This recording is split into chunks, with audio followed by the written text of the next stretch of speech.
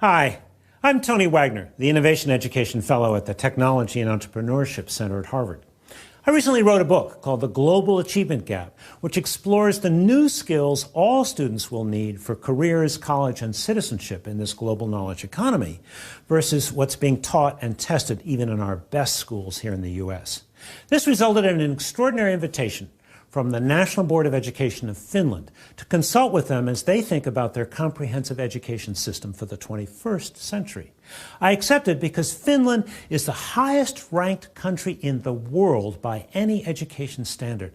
And I wanted to understand what is it that has gotten them this far and what might be some of the lessons we could learn here in this country.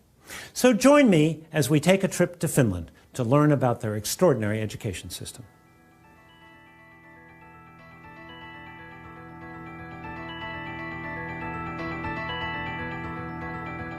The question that is oftentimes asked when we get visitors from other countries to Finland, why are Finnish students successful?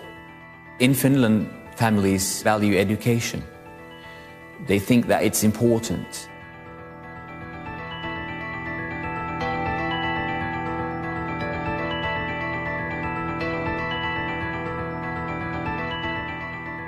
We offer the same system for all the pupils. No matter what their social background is, no matter what their parents do and so on. So everybody gets the same, similar education. We have a consensus about what we want young Finns to be after. We want to provide a broad citizenship for every Finn.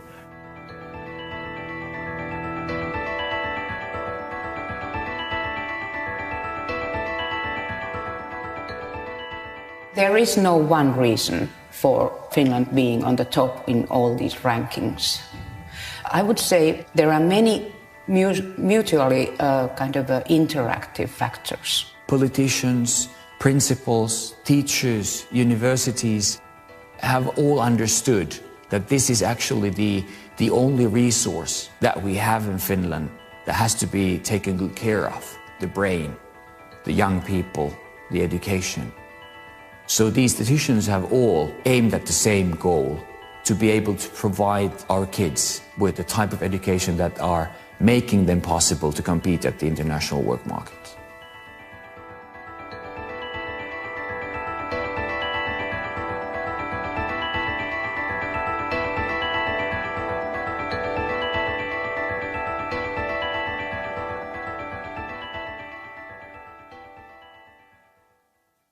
So how do you go about understanding a country's education system? Well, some folks like to start with the rules, the policies, the curriculum. My preference is to start with the students and understand their perspectives, and then go into classrooms.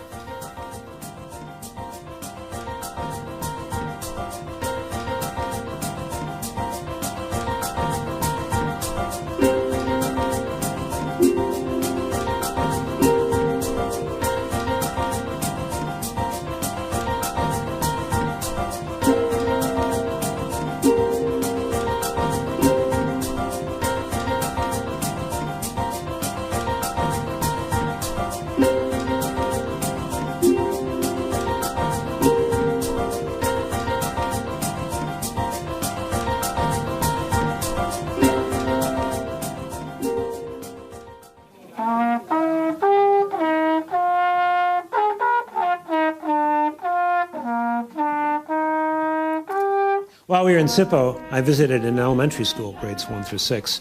A couple things stood out for me. First of all, the size of the school, small. Their schools, elementary, middle, and high, are much smaller than ours because they understand the importance of more intimate working relationships between teachers and relationships between students and teachers. Class size also tended to be smaller, on average about 20. But the other thing that stood out was in this particular lesson I observed, where students were learning about different sources of energy, both renewable and non-renewable, in second grade. But after they'd been studying energy for several weeks, the teacher asked them to write a puppet show, imagining that the power had gone off in their home, and then representing what would happen. Real life experience, thoughtful concepts, and the arts integrated into one curriculum. What is your dream? What would you like to do or accomplish in your future? And it's okay if you say, I don't know right now, but it's okay if you just have a dream, just a thought about the future. What is it that you would like to do in the future at some point? A Disney animator. A Disney animator? Yeah. Okay. Vet. A vet? I'd like to be an engineer. I play ice hockey. So if I can't play in the SM League or so I like to own Coca-Cola. All right. Well, I have always wanted to be a musician. A musician. Okay. I just want to be rich and live in Bahama Islands. So, I don't really know, but maybe a teacher. It would be cool to act or do some other things with movies and so on. Or to be, tietääkö joku mikä on nuoriso- ja vapaa-ajan ohjaaja? A youth leader. a youth leader. Okay. Psychologist. Psychologist. Good. As you imagine your future as an adult and growing up, do you believe you want to have more than what you've got now? The same? Less? Your thoughts? I think the same would be because we're living in a quite good standard, my family, and I think it's more important that I like my job and what I do than how much I earn money. I agree. It doesn't matter that much how much money you have. It's like not that big deal. But as much as you need money. It's more important to me to love the things that I do than have the money. I also agree with the fact you have to like what you do, but if you don't make any money, like if you want to be an actor and then you just can't get a job, that is not wise. I don't think so. So I am pretty satisfied with the situation at my family's, so more or less the same. Mm-hmm. Yeah. Jobs that give you much money also take usually lots of time. So if you hate what you do but get millions of euros, it's not worth it. So less is sometimes more. I agree too, but I'd like to be a millionaire too. But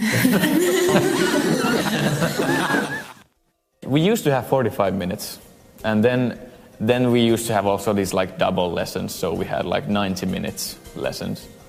And they changed it because, you know, when a class starts, the first 5 minutes go to that everybody sits in place and is everybody now here, and then the last 5 minutes usually go that everybody is putting away their stuff. So now they thought, okay, now we save time, we just take a bit longer lessons. So we arrive at school maybe something like 8 o'clock, but if you're lucky you can come to school later. Like 10 11 or last year I had or we both had actually like almost every day from 8 till 4.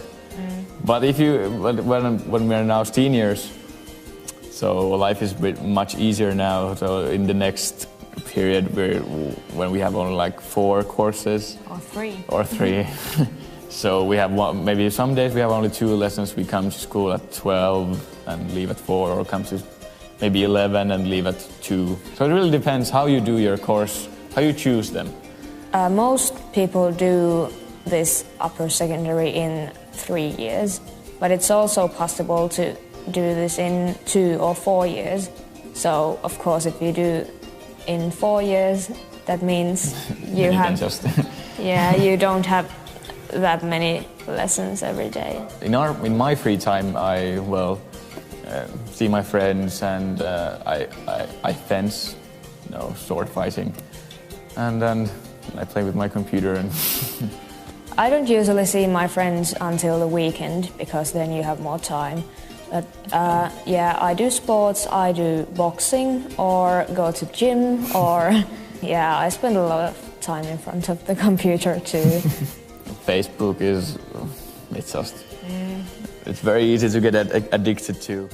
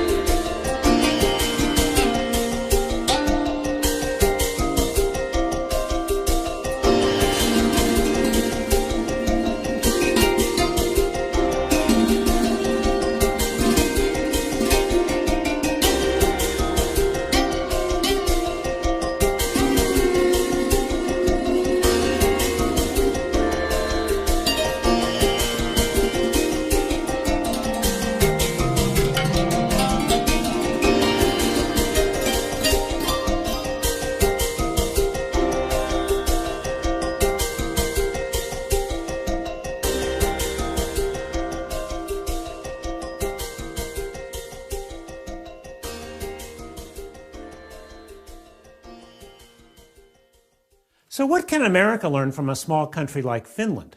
Well, the better comparison is actually with our states, which have substantial autonomy for their education systems. So we think it's actually interesting to compare the results from Finland with a state that has similar demographics, size, and population, and in fact was settled by Scandinavians, Minnesota.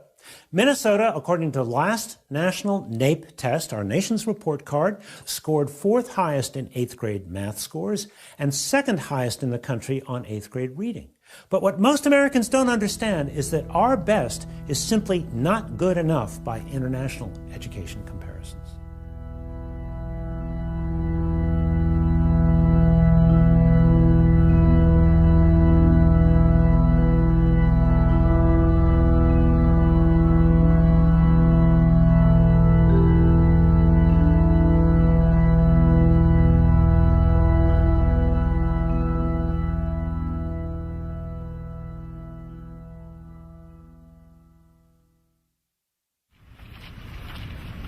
So we're here to visit a Finnish school which is connected to the university that does teacher training. So what we expect to see are regular academic classes being taught by teachers who are also training student teachers. Here what we have is the lesson plan for the math class we're about to go visit with Johannes. And he outlines for us what was done in the previous lesson, which was the discovery of the Pythagorean theorem, which he just described to us. Now what we're going to apparently see is some oral calculation, proof of theorem, checking homework, how to calculate legs, that'll be interesting, written examples, individual practice, a short test of taught matter, and finally homework and self-evaluation. And it's a 75-minute class, so we're off to learn some math this morning. Mikä luku sopii x:n paikalle? X-potenssiin 2 on 64. This is a normal 8th grade math class, not tracked, not advanced. And yesterday, this 8th grade class was discovering the Pythagorean theorem. So in some respects, this is a fairly traditional class. Teacher at the front of the room, kids facing the board. But one thing that's quite different is the fact that it's the kids doing the problems at the board, not the teacher. So that's the teacher's way of really trying to understand what these kids know and what they don't know. It's a dramatically better way of testing their thinking than just sort of collecting homework and grading it. Behind us, there are 7 student teachers who are observing this lesson as a part of their basic training. They are required to observe a large number of lessons, and not only just observe them, but then go back and in small groups critique and discuss those lessons. Oikeastaan we have very little testing, perhaps, you know. Yes. We don't have practically any testing until the end of the high school. Yeah, the matriculation exam. Yes. The more relaxed atmosphere that characterizes classrooms now seems to facilitate and improve learning and student motivation. We try to all the time say that it's up to you that you learn. Yes. And this is good for your future and it's fun to learn. So what did students have to do? You wanted them to understand this theorem. I wanted them to discover the theorem. To discover it. Discover the theorem. Well, that's a really important distinction, isn't it? Yes. The emphasis is not so much on mechanical performance, but on using math in concrete situations and sort of understanding the math. Mm-hmm. Our school system is very much oriented toward this kind of understanding and reading and also some problem solving and this kind of things. Mm-hmm. Teachers have always been revered in Finland. In the villages, they were the wise elders that people went to for advice and so on. But what is particularly striking about the Finnish story is how they have changed the nature of teaching. Teachers are no longer assembly line workers. Page 87 by October 5 in the textbook. They have become knowledge workers working collaboratively, thinking of their classroom as their laboratory for continuous innovation, trying to understand how to ensure that all students achieve at very, very high levels. Teachers are the ones who facilitate students to create, to do knowledge work together. And this kind of a knowledge co-creation happens in these learning environments. Today, teachers in Finland lead this kind of a multi-professional work together with those who work in libraries, science centers, museums. If you want to become a teacher, you have to do pretty well, and also you have to have pretty high marks, high grades to be able to enter the university. And if you do well, then you might be accepted. Not everybody who succeeds really well and has good grades, they are not automatically accepted. In a lot of countries, teaching is something that those people who can't get other jobs do. But in Finland, it's a job where people apply to the teacher education and to be teachers. So it's an esteemed profession. Young people in Finland, they want to be teachers. And we get very competent teacher students. We have 5-year study programs for all teachers, both class teachers and subject teachers. Subject teachers, they major in their subject, and class teachers, they major in educational studies. So it's 3 years of bachelor's and 2 years of master's. I've been a student. It's quite rare that all teachers have the university master's degree. Yeah.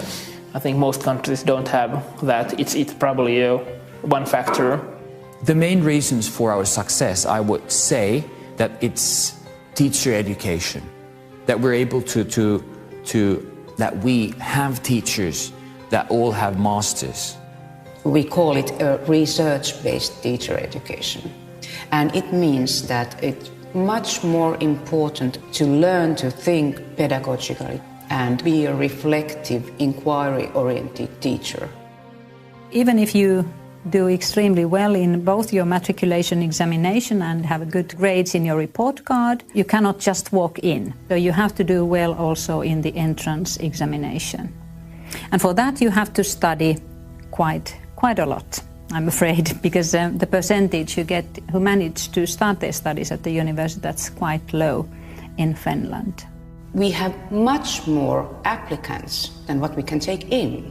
So teachers' profession is very, very highly appreciated here in Finland. This year there were 1,600 applicants, and we could take in only 10% of those people.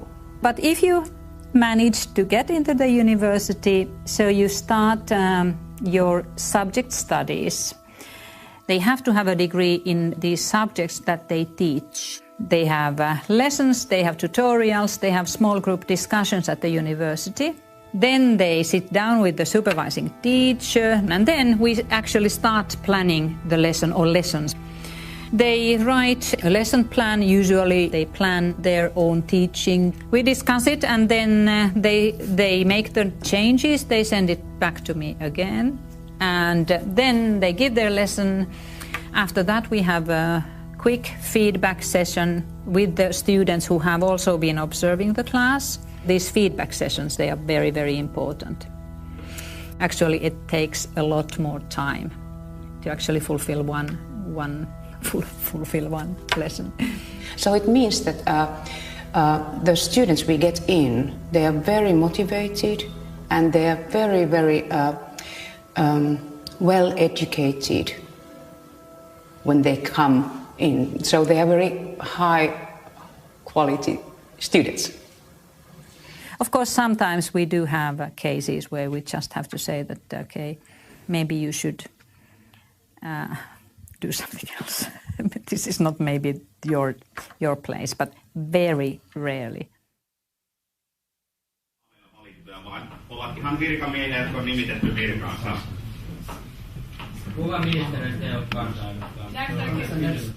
The beginning of the class is used as either warm up or cool down. The teachers talk about it in different ways, but it's a way of relaxing the kids and also engaging them.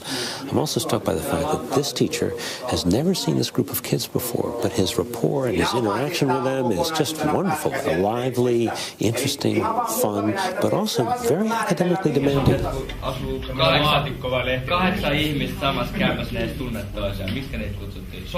He's using very primitive events to actually teach a fairly basic content at the moment. The 3 questions at the top of each slide is, who is this person, what is the ministry, and what is the political party? Kyllä. Tänään itse asiassa käsitellään juuri tätä aihetta, että millä tavalla se luottamus säilyy niin kansalla kuin eduskunnalla, esimerkiksi ministereihin tai kansanedustajiin. Seuraava pari. Valtioneuvoston. Tämä laitetaan vihkoon nyt ylös. There's a little debate taking place now. The student teacher just put up the frameworks for comprehensive education that was approved by the ministry some years ago. And the student just said, well, do you think the ministry has lived up to the promises they've made about what a good comprehensive education should be? So now they're debating the quality of the education they've received versus what was being promised to them. Whole group asked very tough question. Yes. Maybe, I think. Yes. But fortunately, you have very good knowledge of the subject. Not once you were lost. What do you think about the lesson? I thought it was very nice. I wouldn't have spoken so much in the lesson, and I would have given them more space. But it's a difficult subject, and they ask questions all the time, so it took the time. The challenge for any of us as teachers is what Ted Sizer said, which he said, less is more. Yeah. Doing less, going in greater depth. Yeah. Again, maybe too much talk from me, and I like to have a little bit more activity for students. Yes. I understand also your problem that you have had so much to teach that it's very difficult to cut. They observe our classes in multi-subject groups. So all those who are considering coming to the teaching practice follow lessons given by us. We just teach. We do our everyday work, and they follow us. So you're really modeling the behavior, or behavior being of transparency, right?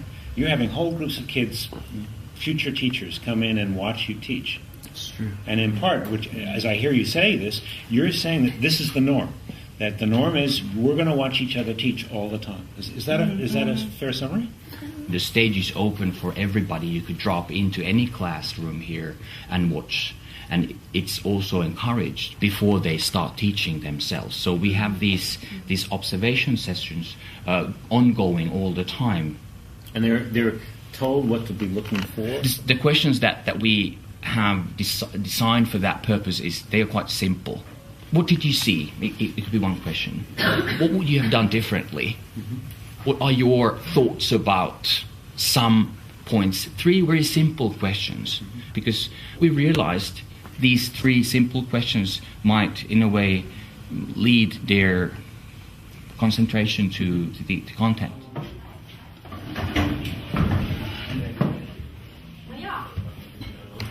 So this is a Swedish class. It's been taught entirely in Swedish, and this is a student teacher who is giving a formal lesson that was co-constructed, put together with the master teacher, who is observing here in the back, along with several other student teachers. The teacher trainer has sent me the lesson plan by email on Sunday. I've been commenting on her plan and ideas through email correspondence. And she's been reviewing it and sending it back to me. What I do now during the lesson, I have the lesson plan in front of me and I comment on it, looking at the things she does and probably giving her hints what could have been done differently. And she gets right away my comments after the class. Of course, we also discuss the lesson face to face after the class.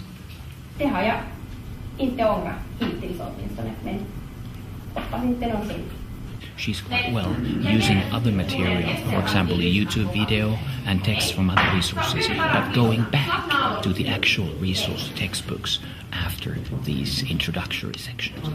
John Goodlad, in his studies of high schools in the 1980s, discovered that teacher talk time comprised 85% of the lessons in American high schools across all content areas. So what are you seeing here in terms of teacher talk time versus student work time? I would like to see that it would be 60% the student and 40% the teacher. And I'm going to give a feedback to her that every time she would have had a chance to throw the ball in the classroom, she should have done it.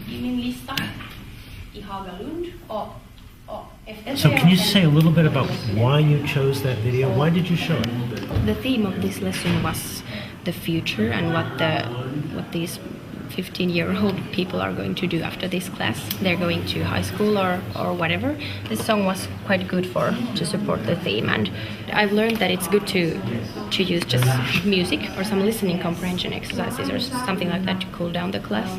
And I've experienced that it works. Listening comprehension exercises and music is the best way to calm down a class that is a bit, how do you say it? Well, not that calm. Yeah. So I've just spent the day observing classes, talking to teachers and students, and trying to better understand what is it that actually happens in classrooms that accounts for these extraordinary results. Several things we observed that were in common to all of these classes. These classes really focused on teaching students how to think, giving students a sense of being able to really actively engage in their learning, not penalizing mistakes. Finally, I was struck by the attention to detail in the ways in which these master teachers work with student teachers in their classes. There is a technique, a methodology, if you will, a national curriculum for preparing these teachers so that they get a great deal of classroom experience, they get a great deal of coaching on how to become a better teacher, and there's a clear understanding about what, in fact, is good teaching.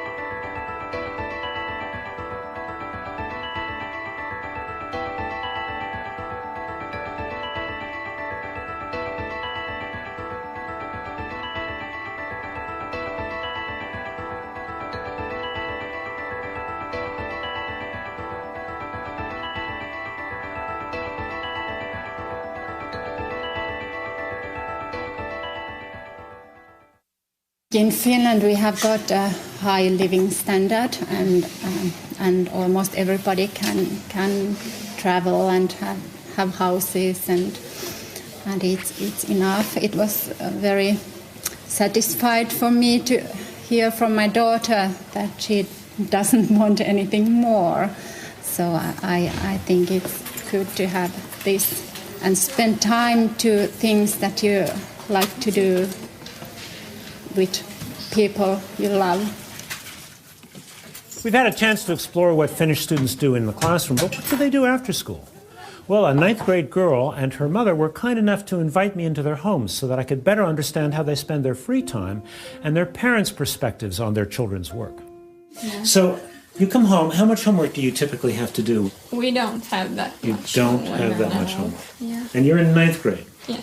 So do you expect when you go to upper secondary you'll have more homework? Do you hear from students there? I guess. Yeah. How much? So how much do you do now? Do you do some every day or not even every day? No. Not even every day. Not even every day.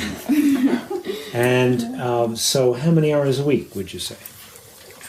3 hours a week? 3 or 4 hours a week? Yeah, but Finnish education system, way outperforming every other country. How do you understand that as both a teacher and a parent?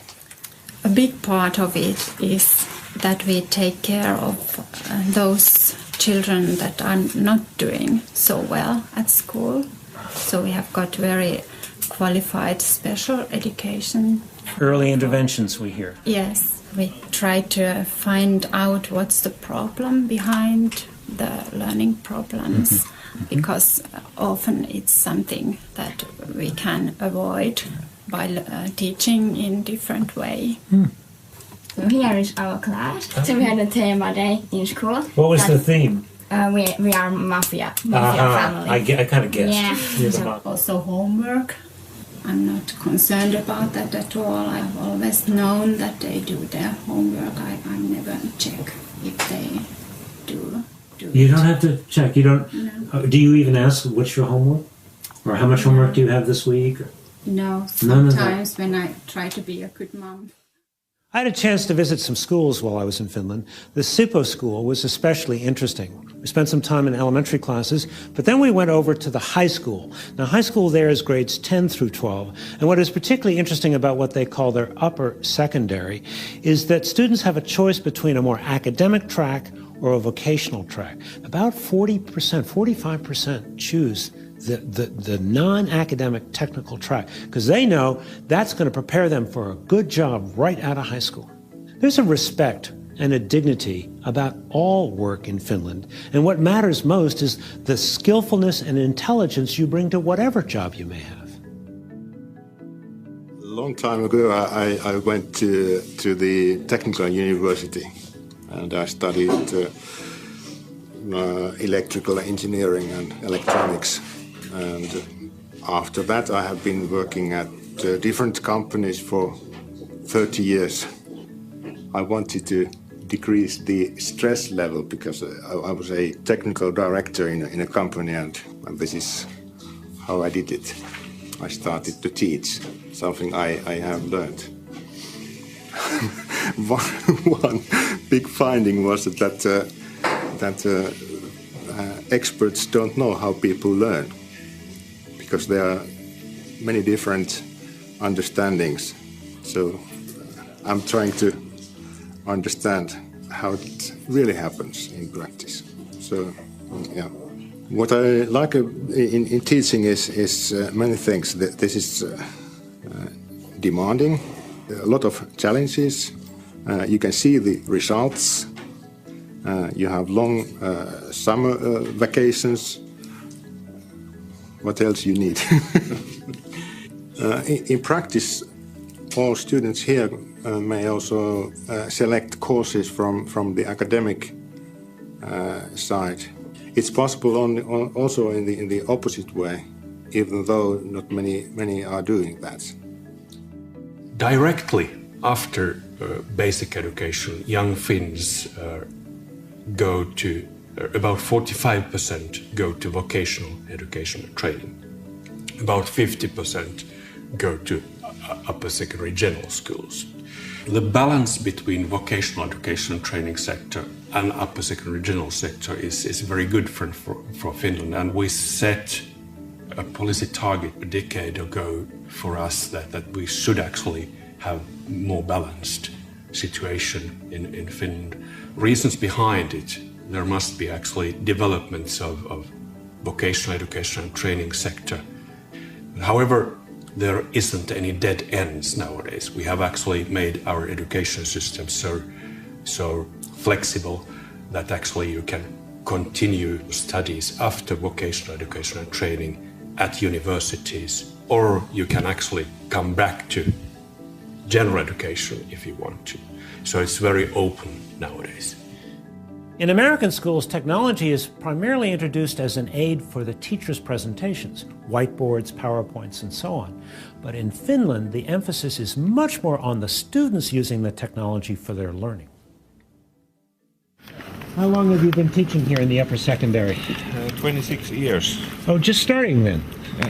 Yeah, in that same school. Yes? 26 years. That's yes. a long time. Yeah. So have you seen much difference in the students? Are they different to teach now than when you started? I think students are almost the same, but relationship between students and teachers are better nowadays. In what ways?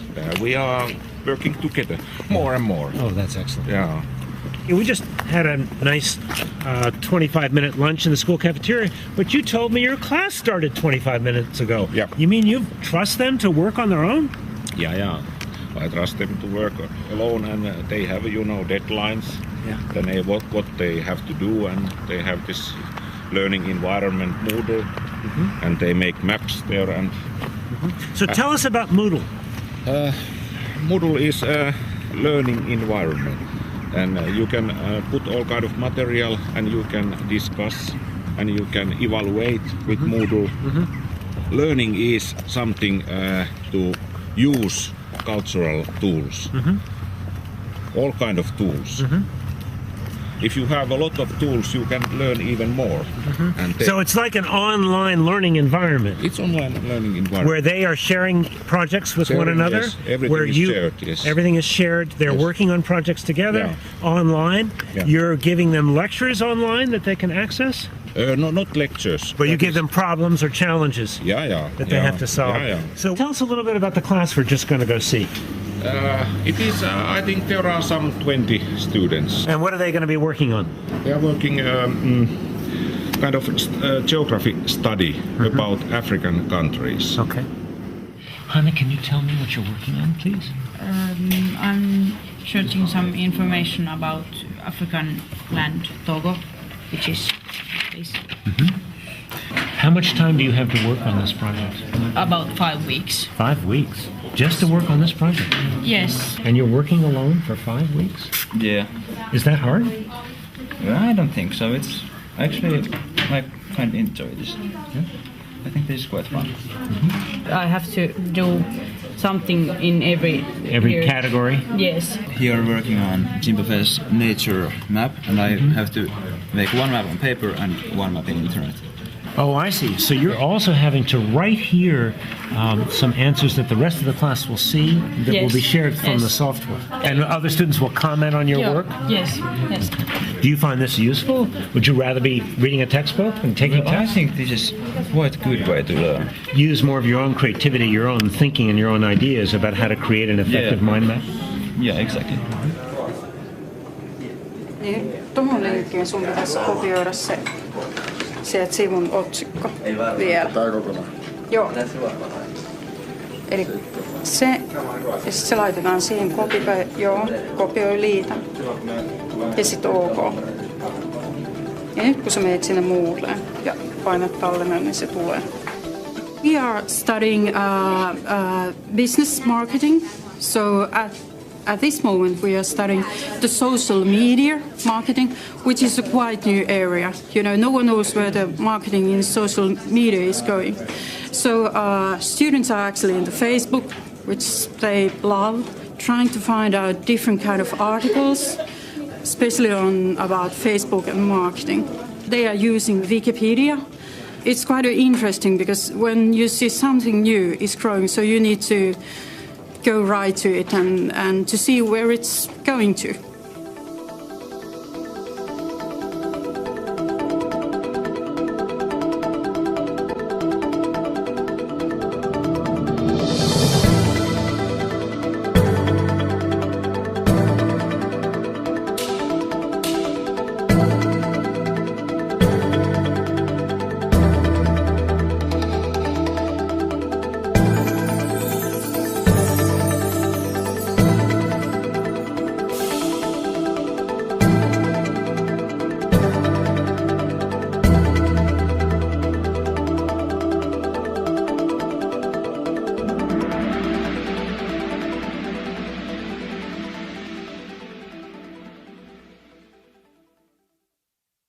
Innovation and entrepreneurship education came into our curricula 15 years ago approximately. It should be included in every teaching and every subject. What does it mean to educate an entire country to develop the capacities for innovation? Finland is among the top 5 countries in innovation, global competitiveness, and entrepreneurship. But yet this country is now asking what I would say are some of the post-industrial questions. If education is to be something that maybe is for its own sake, to develop curiosity, to develop imagination, to develop social bonding and networks, what does that mean that we might need to do differently? How do we free up time and space for more exploratory learning, not just transmitting information, but giving young people chances to explore, to experiment, and to create new knowledge and new information? I was 16 when I started my company. We have 3 full-timers, like I am. So we go to school, but when we are out of school, then we do some jobs and marketing and such. It specializes in making home computers, and mostly we do gaming computers for kids like us. We know what we want, and that's what we do. So this is actually the main site. As you can see, there came my friend, and he's eating a motherboard. It's so easy. I can't lose any money, but I can make money if I work hard. Well, if it can provide us when we are graduating and don't get any better jobs, then it's good that we have somewhere to work. You know, by luck, I stumbled on this student project in one of the schools where students were learning about innovation and entrepreneurship by forming teams that had to produce a new product or service overnight. Quite literally. They were spending the night in schools with their teams and with adult chaperones, learning the skills of innovation and entrepreneurship. You know, it's a very rare school in our country that teaches anything like that. We have some schools that do an extraordinary job of giving all students a work-based internship. Some schools that enable students to do what we call service learning, community service. But I think in Finland, these things are far more common, whereas in our country, they are the exception to the rule. Tell us a little bit about this innovation camp. What is it about? Well, it's about what is called entrepreneurial. Entrepreneurship? Stuff. Yeah. Okay. And we're here to,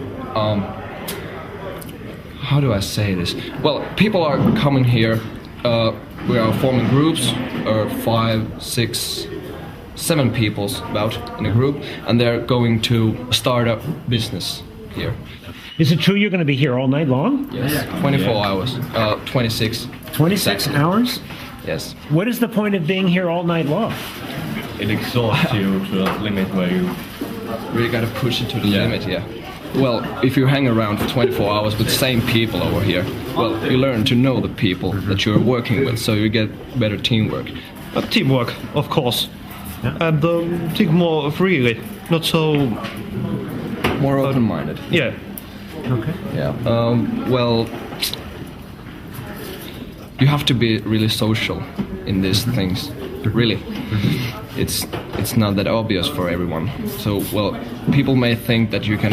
Well, I can make a company of my own and I can do it all by myself. I don't need any help. That's not true. You learn it here.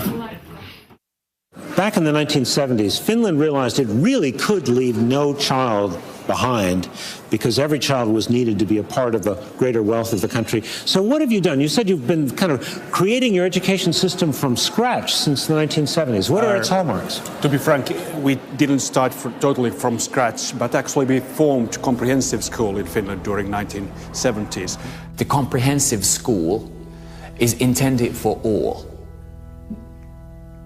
not segregating the age group. The parallel system refers to the system that is still present in Germany, for example, in the 5 first years during your education, at the age of 11, that they tell that you're a poor performing student, you're never going to end up with the academic profession. And that's like a weapon that they use, like a whip. And it's totally different from the idea that we have about education, providing everybody the same possibility, the same opportunities, even the same curriculum. We started to discuss about the possibility of a single and unique and equal education for all. And it took 5 years to discuss that, but finally it came into force in 1973 that there should be a kind of basic education that is similar for everyone regardless of social or economic background. The system in Finland relies on the principle of equality and equity. As a parent, you are sure, wherever you live in this country, that your child is getting same type of education with same type of curriculum. So it's equal and it's free. They get all the materials free of charge. They get their food, lunches, even snacks like in our school, free of charge. It's very democratic in that way. Can you tell me about the balance between what is done nationally versus what is done locally? Yeah. Nowadays, Finnish state and actually Finnish National Board of Education sets core curriculum for basic education. It gives much leeway to schools and municipalities to operate. It's also blessedly brief, isn't it? I mean, your curriculum frameworks are about this thick, aren't they? It's about that. Which is really extraordinary when I think about our textbooks. That's true. In our society, we have a core curriculum, and then schools make their own curriculums, and they have lots of liberty in making their own decisions. second phase was actually that during 1980s we moved teacher education and training to universities, so that all teachers are required nowadays master's degree in universities. We do not have any kind of an inspectorate. You know, there are no inspecting schools or teachers. We kind of trust to our system. You know, we have a whole system where principals are supposed to come in and formally evaluate the teacher. But you don't do that here, do you? In Finland, the school's education system is based on trust. That the teachers are trusted to do their work properly. If people are trusted, then they want to be worth that trust. They are more bound to be trustworthy. I think people perform better when they are trusted. They do a better job when they are not controlled, because nobody wants to be told what to do. So there is a huge trust to all levels in this educational system we have. Ministry trusts on the schools and this system, and parents trust on our educational system that allows you to act freely, concentrate on your individual way of learning how to learn. Actually, it took 25 years to learn how to trust. And in 1991, 1993, when we localized the curricular process I told you previously, we learned to trust each other. I think if people are always checking up on you, then you are just trying to show them that, or try to look that you are doing your job well. But if somebody really trusts you, then I think it's a basic human quality, wanting to be worth that trust. A compliance-based system, you know, is something we see around us all the time, where students are saying, what do I have to do to get a C or a B? What's the minimum? Teachers sometimes complying with the district mandates, districts complying with the testing requirements, everybody trying to figure out what's the minimum they have to do to just get by. So far, the trust has been very important. And I would like to say that why we can have trust is that we have trained and educated teachers so well. We can trust them. They are professionals in their field. And otherwise, we couldn't work, actually. If we set too strict guidelines for teachers and they are highly trained, why to bother? It's up to teachers to do their job. But trust is incorporated in many ways in Finnish society. You know, I've seen some wonderful schools in this country. Almost all of them were small. Almost all of them were startups in the sense that they were new, small schools within schools, schools of choice or charter schools. And almost all of them were based on trust. So there's no question in my mind that a trust-based system, trust with professionalism, can get absolutely better results. The question is, can we do trust at scale? I think it's a necessary experiment. We have to find out, because the compliance system at scale is simply a spiral downhill.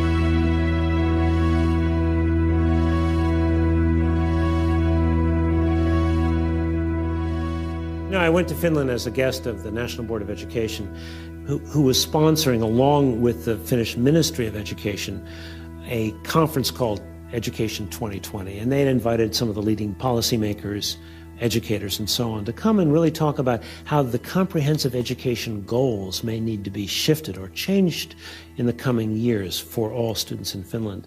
So the question we might ask ourselves is, how do we talk about education in a way that's not punitive, and in a way that's future-oriented, and in a way that grounds the conversation in the experiences and in the needs of young people themselves, as well as in our economy and in our democracy? So tell me about this 2020 conference. You're here today to talk about education in 2020. You're already the best in the world. What are you worrying about? Why are you thinking about 2020?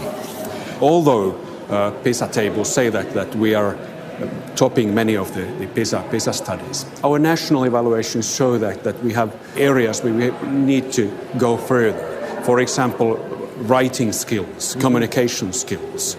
But to be more profound, it is about education itself. What are the outcomes of education? And there we have to bear in mind that we have been too strictly academic so far. So it's not enough to memorize things. We should actually learn how we use the knowledge. It's not distinction between 21st century skills or academic skills. We need both. And we don't want to abandon the good situation we have in academic skill area. No, that's definitely true. It's much more important to learn to think than to learn to repeat some basic subject matter things. Family values are important, education is important, reading is important. It's important to understand reasons behind things. Concentrate, read, dream, talk, understand, reason, find solutions yourself. Finnish education is still too subject-oriented. We should actually highlight thinking skills, collaborational skills, that kind of skills which are more higher order.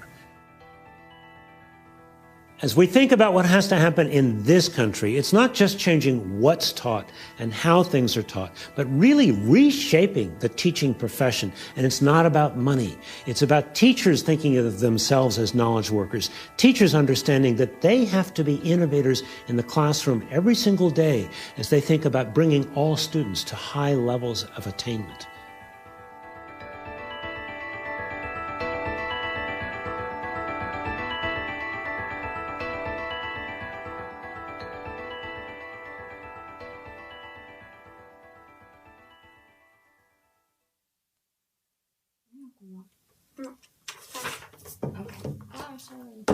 Yeah, I don't know her playing this like good, but yeah, she's good. No.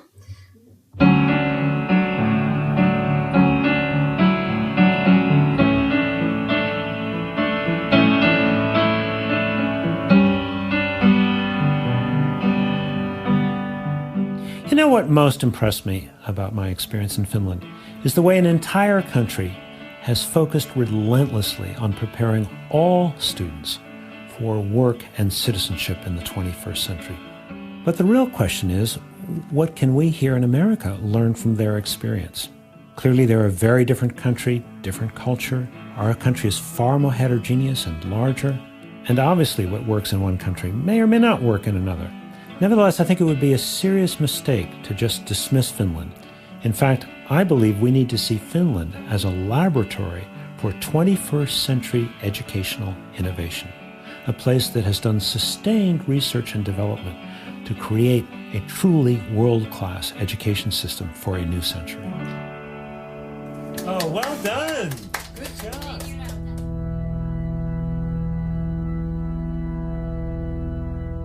One of the most important lessons from Finland is that the business of school is learning, period. It's not sports, nor is it even extracurriculars. Nothing interrupts the learning process in classrooms. It is sacrosanct. A second valuable lesson is the way in which they have totally transformed the education profession over the last quarter century. Very high standards for admission into schools of education, so only the very top students become teachers. All teachers must earn a master's degree, which brings far more academic rigor into the classroom. And the kind of training these student teachers receive, where they observe master teachers and have their own teaching practices critically evaluated, really prepares them to enter into the classroom ready to engage all students. Yet a third lesson from Finland is the idea of less being more. Very few national curriculum guidelines which can be adapted locally. Class time is longer and there are fewer classes in the day, which allows students far more time to do projects and to go into greater depth in their academic studies. Then there are the ways in which Finland has focused on how best to motivate students. The students have many more choices for the projects they pursue in their classes, and the arts are far more well integrated into every class. But perhaps most important, by developing a very comprehensive vocational education system at the high school level, which prepares students for jobs immediately out of high school. I have to wonder that if we gave every student the choice of a high-caliber vocational education system in every high school in America, might we not be able to significantly reduce our epidemic dropout rate? But what I found most surprising of all is the way in which the Finnish education system is built upon trust. The ministry trusts the municipalities to adapt and adopt the national curriculum as needed.